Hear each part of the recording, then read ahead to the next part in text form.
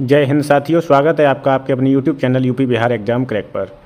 अब तक हमने 23 प्रैक्टिस सेट हिंदी के कंप्लीट कर लिए हैं। आज की क्लास में हम 24वां हिंदी का प्रैक्टिस सेट अध्ययन करेंगे। जो ये सीरीज चल रही है ये आपकी उत्तर प्रदेश पुलिस और बिहार पुलिस के लिए बहुत ही महत्वपूर्ण है। तो चलिए शुरू करते हैं आज की क्लास। पहला है कौन वर्ण ओष्ठ है नहीं है, म, ब, उ या आ। तो जो आ है वो आपका ओष्ठ है नहीं है। आ किस में आता है? कंठ में आता है। अ और आ ये आपके किस में आते हैं? कंठ में आते हैं। ठीक, तो ये जो आ है वो आपका ओष्ठ में नहीं आएगा। किस में आएगा? कंठ में आएगा। जबकि म, ब और उ ये आपके ओष्ठ होते हैं। ठीक, क्रम मैंने बताया ही था, क, च, ट, त और प। ठीक, तो प, फ, ब, भ, म। तो ये पा पतंग जो पा वर्ग है इसमें आपके ये दोनों आ जाएंगे, म और ब। और कंठ, तालु, मूर्धन, दंती ओष्ठ है। तो ये जो है म और ब दोनों ओष्ठ हो गए आपके, और उ भी आपका ओष्ठ में आता है। ठीक, आ दोनों किस में आते हैं? कंठ में आते हैं। अगला प्रश्न है निम्नलिखित में से पूर्ण विराम चिन्ह की पहचान कीजिए। पूर्ण विराम चिन्ह कौन सा है? तो सी है। सी आपका पूर्ण विराम चिन्ह है और सेकंड का आंसर हो जाएगा सी। क्या हो जाएगा? सी। ठीक, ये अर्धविराम, ये वाला जो बी में है ये आपका अर्धविराम है। और डी ये पता ही है आपको प्रश्नवाचक चिन्ह होता है। क्या होता है? प्रश्नवाचक चिन्ह होता है। ठीक, चलिए अगला प्रश्न देखते हैं। शहर जो है, शहर संज्ञा का कौन सा प्रकार है? शहर किस प्रकार की संज्ञा है? तो शहर में आपकी जातिवाचक संज्ञा हो जाएगी। अगर किसी का नाम हो, किसी शहर का नाम होगा, जैसे आगरा, कानपुर, प्रयागराज, तो ये हो जाएंगे आपके व्यक्तिवाचक। जब शहर शब्द आएगा तो शहर क्या है? शहर के अंदर में क्या आते हैं? शहरों के नाम आते हैं। और इसमें क्या हो जाएगा? शहर में जातिवाचक संज्ञा हो जाएगी, जातिवाचक संज्ञा। ठीक, अगर पूछ ले जैसे डॉक्टर, वकील, अध्यापक, ये आपके सब समूहवाचक में आते हैं। किस में आते हैं? समूहवाचक में। अगला प्रश्न है इनमें से मध्यम पुरुषवाचक सर्वनाम का उदाहरण कौन सा है? मध्यम पुरुषवाचक, तो जो तू है वो आपका मध्यम पुरुषवाचक का है। मैं उत्तम पुरुषवाचक है और वह अन्य पुरुषवाचक है।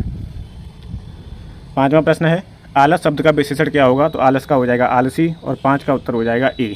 क्या हो जाएगा? ए। छठवां प्रश्न है उसने, इसमें पूछ रहा है कि किस वाक्य में सकर्मक क्रिया है? किस वाक्य में सकर्मक क्रिया है? तो राम दौड़ा, मैं रुक गया, उसने कार बेच दी या खिलौना टूट गया। तो उसने क्या बेच दी? कार। इसी में आपकी हो जाएगी सकर्मक क्रिया। और 6 का आंसर क्या हो जाएगा? सी। सातवां प्रश्न है परमात्मा की कृपा से सर्वत्र व्याप्त है। इस वाक्य में किस प्रकार के क्रिया विशेषण का प्रयोग हुआ है? तो सर्वत्र व्याप्त है मतलब स्थानवाचक क्रिया विशेषण है इसमें। और 7 का करेक्ट आंसर हो जाएगा डी। क्या हो जाएगा? डी।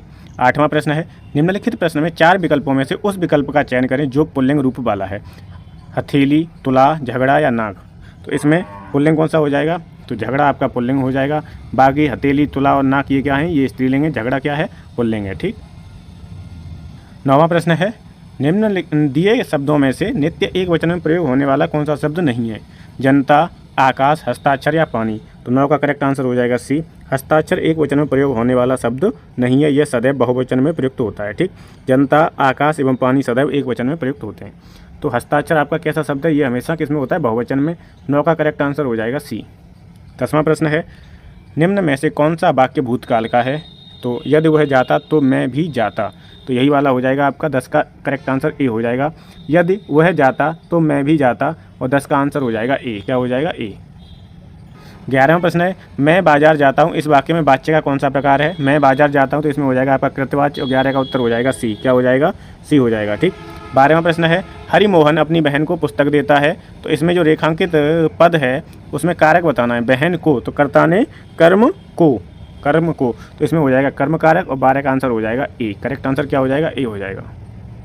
अगला है अगहन का तत्सम रूप बताना है। तो अगहन का तत्सम रूप होता है अग्रहायण। क्या होता है? अग्रहायण। और 13 का आंसर हो जाएगा ए। करेक्ट आंसर क्या होगा? ए, अग्रहायण। 14वां प्रश्न है उत्थान शब्द में कौन सा उपसर्ग है? तो उत्थान में होता है उत उपसर्ग, और 14 का आंसर हो जाएगा ए। और उपसर्ग हमेशा किसी भी शब्दांश के आगे लगेगा और प्रत्यय हमेशा पीछे लगता है। ठीक, अगला है भावना में कौन सा प्रत्यय है? तो भावना में आपका हो जाएगा एक, कौन सा भावना है ना, भावना, तो अना प्रत्यय हो जाएगा। भावना में कौन सा प्रत्यय हो जाएगा? अना, और आंसर हो जाएगा सी। ठीक है, और सामाजिक, जैसे सामाजिक है तो सामाजिक में क्या हो जाएगा? एक प्रत्यय हो जाएगा। सामाजिक में क्या हो जाएगा? एक प्रत्यय। भलाई शब्द है, भलाई, बुराई, इनमें होता है ई प्रत्यय। कौन सा होता है? ई। साहचर्य का विलोम क्या होगा? तो साहचर्य का विलोम होता है अलगाव। क्या होता है? अलगाव। और 16 का उत्तर हो जाएगा डी। 16 का आंसर क्या हो जाएगा? डी हो जाएगा। ठीक, एक इंपॉर्टेंट और विलोम बताता हूँ मैं। आमेश और सामेश का विलोम होता है निरामेश। आमेश और सामेश का विलोम क्या होगा? निरामेश होगा। गुरु का लघु होगा, गरिमा का लघिमा होगा। ठीक, एक होता है शब्द उन्मीलन और ये दूसरा होता है रोपड़। तो उन्मीलन का विलोम होता है रोपड़ और उन्मूलन का होता है रोपड़ और उन्मीलन का होता है निमीलन। क्या होता है? उन्मूलन का होगा रोपड़ और उन्मीलन का होगा निमीलन। क्या होगा? निमीलन। 17वां प्रश्न है, दिए गए विकल्पों में प्रचुर का विलोम बताना है। तो प्रचुर का विलोम हो जाएगा अल्प। 17 का आंसर हो जाएगा बी। 18वां प्रश्न है, किस विकल्पों में सभी शब्द परस्पर पर्यायवाची हैं? तो इसमें बताना है कौन सा जो जोड़ा है, मतलब कौन सा विकल्प है जिसमें तीनों जो हैं वो एक दूसरे के पर्यायवाची हैं। कनक कंचन निनाद, बदन आनंद आश्य, नियति विद धीवर या आशुक तीर प्राज्ञता। तो 18 का करेक्ट आंसर हो जाएगा बी। बदन आनंद आश्य ये आपके मुख के पर्यायवाची होते हैं और आंसर हो जाएगा बी। क्या हो जाएगा? बी। 19वां प्रश्न है, दिए गए विकल्प में चयन करें जो दिए गए शब्दों के समानार्थी शब्द का विकल्प नहीं है। ओस का तुहिन होता है, फाका, शबनम, तुषार। ठीक है, ओस है, इसके जो समानार्थी कौन सा नहीं है? तुहिन, फाका। तो ये फाका जो है यही हो जाएगा तुहिन और शबनम। तुहिन और शबनम, तुषार ये होते हैं ओस के, लेकिन फाका नहीं होता है। और 19 का करेक्ट आंसर हो जाएगा बी। क्या हो जाएगा? बी। अगला, इनमें से कौन सा शब्द आचरण शब्द का अर्थ नहीं है? व्यवहार, आकांक्षा, आदत, चाल चलन। तो आकांक्षा आचरण शब्द का अर्थ नहीं है, आंसर हो जाएगा बी। क्या हो जाएगा? बी। 21वां प्रश्न है, 21वां है कि बरड़ और बरन का उपयुक्त शब्द युग्म बताना है कि बरड़ का अर्थ क्या होता है और बरन का क्या होता है। तो बरड़ का अर्थ होता है चुनना। क्या होता है? बरड़ का अर्थ चुनना होता है और बरन का अर्थ होता है बल की। तो आंसर हो जाएगा ए। बरड़ का अर्थ क्या है? चुनना और बरन का है बल की। ठीक, तो 21 का करेक्ट आंसर हो जाएगा ए। अगला है, जिनकी आशा न की गई हो या जिसकी आशा न की गई हो इसे बोलते हैं अप्रत्याशित और आंसर हो जाएगा ए। ठीक है, जो कवि तुरंत कविता करता हो उसे बोलते हैं आशु कवि। ठीक है, आहूत बुलाया हुआ, अनाहूत नहीं बुलाया हुआ। इस तरीके का आपको पढ़ के जाना, जिसके पास कुछ ना हो अकिंचन। ठीक, 23वां प्रश्न है, जिसका विभाजन नहीं किया जा सके, विभाजन नहीं किया जा सके उसे बोलेंगे अविभाज्य और आंसर हो जाएगा ए। करेक्ट आंसर क्या होगा? ए हो जाएगा। अगला है, स्वर्गारोहण का सही संधि विच्छेद बताना है। स्वर्ग धन आरोहण किसमें है? स्वर्ग धन आरोहण डी में है, तो डी विकल्प सही हो जाएगा। ठीक, अब स्वर्गारोहण, तो स्वर्ग गा पे क्या आ रहा है? डंडा आ रहा है, तो इसमें भी आपकी क्या हो जाएगी? दीर्घ स्वर संधि हो जाएगी। क्या हो जाएगी? दीर्घ स्वर संधि हो जाएगी। दीर्घ स्वर संधि की मैंने ट्रिक बताई थी आपको। जो भी आपको शब्द दिया रहेगा उसमें आपको देखना है कि आ है, ई है या ऊ है। ठीक है, तीनों बड़े बड़े आएंगे तो वहाँ पे आपकी दीर्घ स्वर संधि होगी। 25वां प्रश्न है, निम्नलिखित में यथाविधि का सही समास कौन सा है? तो यथाविधि में होगा आपका अव्ययीभाव समास। आंसर हो जाएगा ए। क्या हो जाएगा? ए हो जाएगा।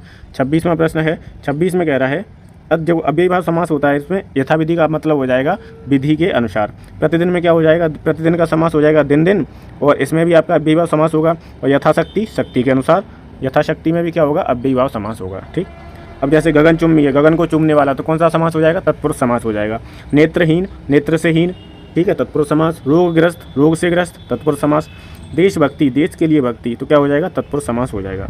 ठीक, कर्मधारय के उदाहरण बताऊं, नराधम, अधम है जो नर, मतलब नराधम, कर्मधारय समास हो जाएगा। महौषधि, महान है जो औषधि, कर्मधारय समास हो जाएगा। और बहुव्रीहि की ट्रिक ये है कि जो भी अगर पर्यायवाची आ जाए, जैसे चक्रधर, चक्र को धारण करने वाला अर्थात विष्णु भगवान, तो चक्रधर क्या है? बहुव्रीहि समास है। दशानन, 10 हैं आनंद जिसके, अर्थात रावण, तो दशानन में क्या है? बहुव्रीहि समास है। ठीक, तो ऐसे आप पहचान लोगे। 26वां प्रश्न है, उसकी ख्याति सारे देश भर में फैल गई, उक्त वाक्य में कौन सा भाग गलत है?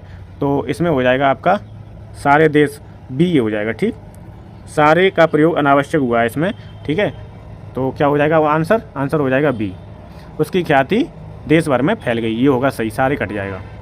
अगला है, अनुभव। अनुभव कितने प्रकार के रूप, अनुभव के कितने रूप माने जाते हैं? 4, 9, 3 या 10? तो इसमें माने जाते हैं 4 रूप। कितने? 4 रूप हैं और नाम है इनका कायिक, वाचिक, आहार्य और सात्विक। ठीक, तो 27 का आंसर हो जाएगा ए। करेक्ट आंसर हो जाएगा ए। 28वां प्रश्न है, दोहा छंद में कितने चरण होते हैं? तो दोहा छंद में होते हैं 4 चरण। कितने चरण होते हैं? 4 चरण होते हैं। ठीक, दोहा छंद में 4 चरण होते हैं। यह एक अर्ध साममात्रिक छंद होता है। इसके पहले और तीसरे चरण में 13-13 मात्राएं और दूसरे और चौथे चरण में 11-11 मात्राएं होती हैं। ठीक, तो 28 का करेक्ट आंसर हो जाएगा डी। 29वां प्रश्न है, कबीर सोई पीर है, जे जाने पर पीर, जे पर पीर न जानई, सो काफिर बेपीर, में कौन सा अलंकार है? तो इसमें क्या हो जाएगा, आपका अलंकार हो जाएगा यमक, ठीक है। और यमक की परिभाषा क्या है, जब एक शब्द 2 या 2 से अधिक बार आए, उनके अर्थ भिन्न भिन्न हो, तो यहाँ पर होता है आपका कौन सा अलंकार, यमक अलंकार। तो इसमें हो जाएगा आपका 29 का आंसर हो जाएगा डी, यमक अलंकार होगा इसमें, ठीक। पीर का जो मतलब है दोनों बार अलग अलग है। 30वां प्रश्न है, कला का मूल्यवादी दृष्टिकोण अथवा काव्य का मूल प्रयोजन इनमें से क्या माना जाता है। काव्य का मूल प्रयोजन नैतिकता की स्थापना है, तो 30 का उत्तर हो जाएगा बी, काव्य की मूल प्रयोजन नैतिकता की स्थापना है, ठीक। क्या हो जाएगा आंसर 30 का बी हो जाएगा। 31वां प्रश्न है, दिन में यह सोफा बन जाता है और रात को पलंग, इसे कहते हैं, क्या कहते हैं। तो जहाँ चाहा वहाँ रहा, क्या हो जाएगा 31 का आंसर, 31 का आंसर हो जाएगा एक पंथ दो काज। मतलब दिन में सोफा बन जाता है, रात में पलंग, इस चीज़ एक ही है और काम दो कर रही है, तो एक पंथ दो काज, आंसर हो जाएगा सी। क्या हो जाएगा सी। 32वां है, करत करत अभ्यास के जड़मत होत सुजान लोकोक्ति का अर्थ बताना है। तो इसका अर्थ हो जाएगा अभ्यास मूर्ख को भी चतुर बना देता है। मतलब अभ्यास अगर इंसान करे तो मूर्ख इंसान भी कैसा बन जाएगा, चतुर बन जाएगा। तो आंसर हो जाएगा 32 का बी, अभ्यास मूर्ख को भी चतुर बना देता है। 33 है, आलाखंड किस बोली भाषा में लिखा गया है। आलाखंड किस भाषा में लिखा गया है। तो आलाखंड जो है आपका बुंदेली भाषा में लिखा गया है, और 33 का आंसर हो जाएगा बी। क्या हो जाएगा बी। ये आपके 33 प्रश्न कंप्लीट हो गए। 5 प्रश्न आपके किसके आएंगे, गद्यांश के आएंगे, और टोटल होंगे आपके 38 प्रश्न, ठीक। तो गद्यांश आपको खुद ही करना है, गद्यांश में कराता नहीं हूँ, बाकी जो है वो आपकी हिंदी चली रही है, ठीक। अगर आपने जीएस की प्रैक्टिस सेट सीरीज नहीं देखी है तो आप चैनल पर जाके देख सकते हैं, उसमें मैंने 35 प्रैक्टिस सेट कंप्लीट करवा दिए। नेक्स्ट क्लास में मिलते हैं 25वें प्रैक्टिस सेट के साथ में, और कराते रहेंगे जब तक पेपर चलेगा 30 तक, ठीक है। आप प्रैक्टिस करते रहिए। Thank you so much.